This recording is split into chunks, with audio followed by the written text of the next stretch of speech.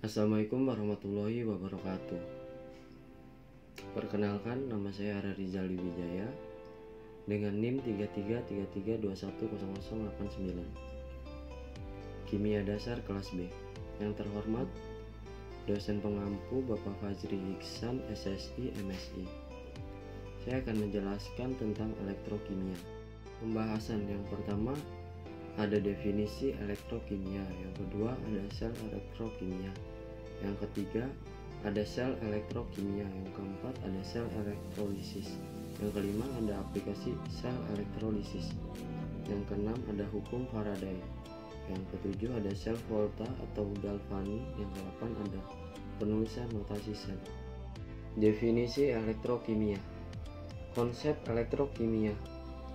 Konsep elektrokimia ini mempunyai 3 poin. Dalam arti sempit, elektrokimia adalah ilmu pengetahuan yang mempelajari peristiwa-peristiwa yang terjadi di dalam sel elektrokimia.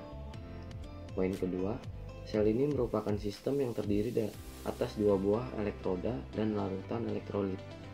Peristiwa yang terjadi di dalamnya adalah proses elektron atau reaksi redoks. Sebelumnya kita minggu kemarin belajar reaksi redoks. Pasti kawan-kawan sekalian mudah memahami tentang elektrokimia ini. Dengan catatan, proses pelepasan elektron atau oksidasi terjadi pada anoda dan proses penarikan elektron atau reduksi terjadi pada katoda. Yang ketiga poinnya, pada elektrokimia kedua setengah sel oksidasi atau reduksi terjadi secara terpisah pada elektroda-elektroda.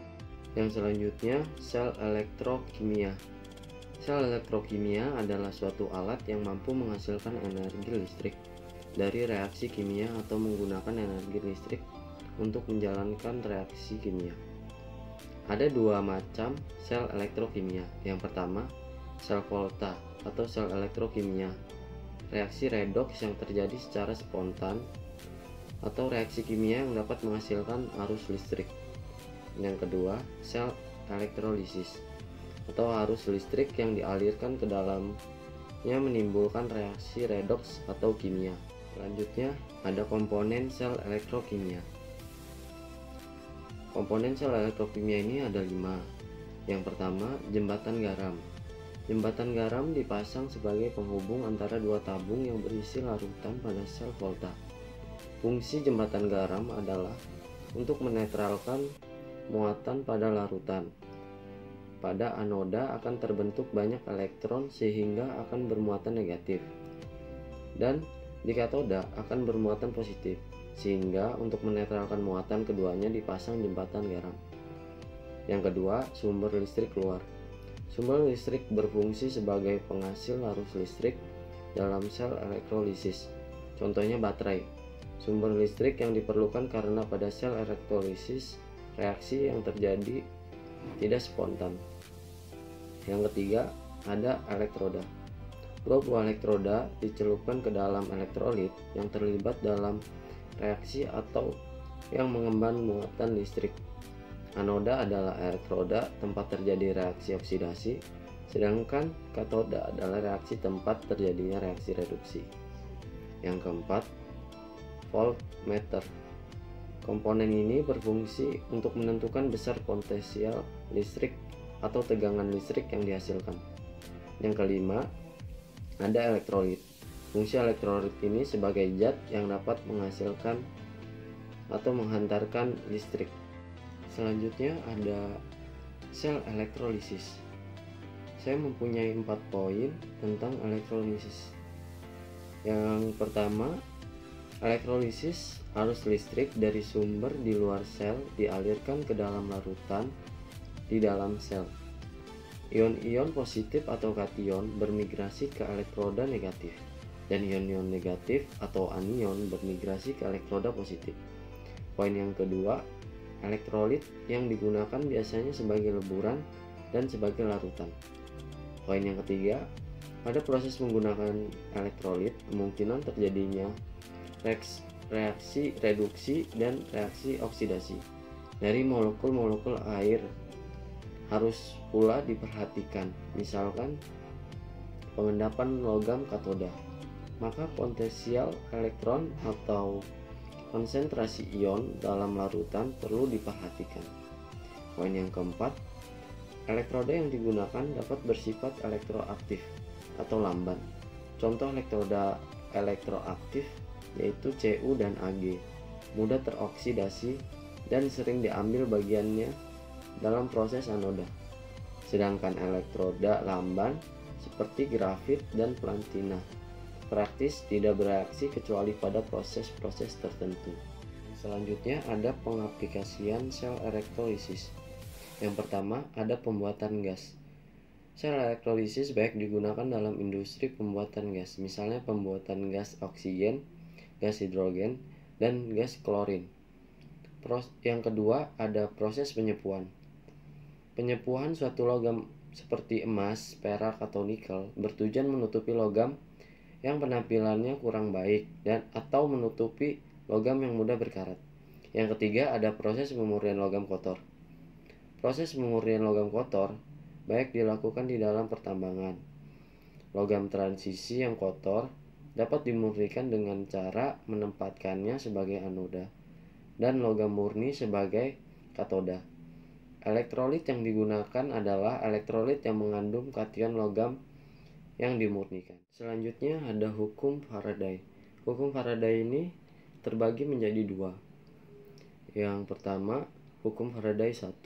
Massa zat yang dihasilkan pada elektroda selama proses elektrolisis berbanding lurus dengan muatan listrik yang digunakan, dan massa zat yang dihasilkan pada elektroda berbanding lurus dengan massa ekivalen zat.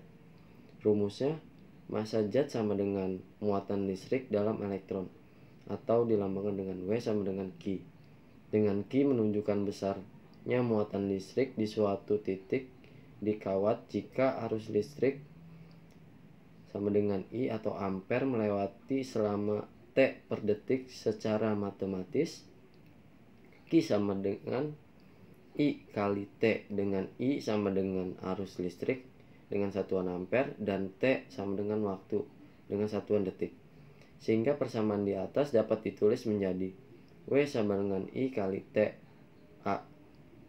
Tetapi secara sistematis hubungan muatan jumlah listrik yang dialirkan dengan massa zat yang dihasilkan, yaitu arus listrik I yang dialirkan dalam waktu T per detik diturunkan diperoleh muatan listrik, yaitu Q atau kolom, diperoleh jumlah mol elektron, selanjutnya diperoleh mol logam, selanjutnya diperoleh massa logam dalam satuan gram. Sedangkan dalam hukum Faraday 2, massa zat yang dihasilkan pada elektroda berbanding lurus dengan massa ekivalen zat.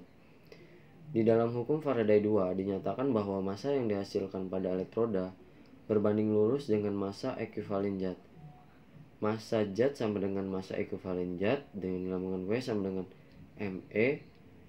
Massa ekivalen zat adalah massa atom reaktif Ar dibagi dengan perubahan bilangan oksidasinya atau muatan ionnya. Me sama dengan Ar dibagi bilox atau muatan ion. Selanjutnya ada sel Galvani atau sel Volta. Sel Galvani atau disebut dengan juga sel Volta adalah sel elektrokimia yang dapat menyebabkan terjadinya energi listrik dari suatu reaksi redoks. Pasti kita memahami tentang reaksi redoks pada minggu kemarin. Reaksi redoks yang spontan dapat mengakibatkan terjadinya energi listrik yang terjadi. Sel Volta ini ditemukan oleh Luigi Galvani dan Alexander Giuseppe Volta.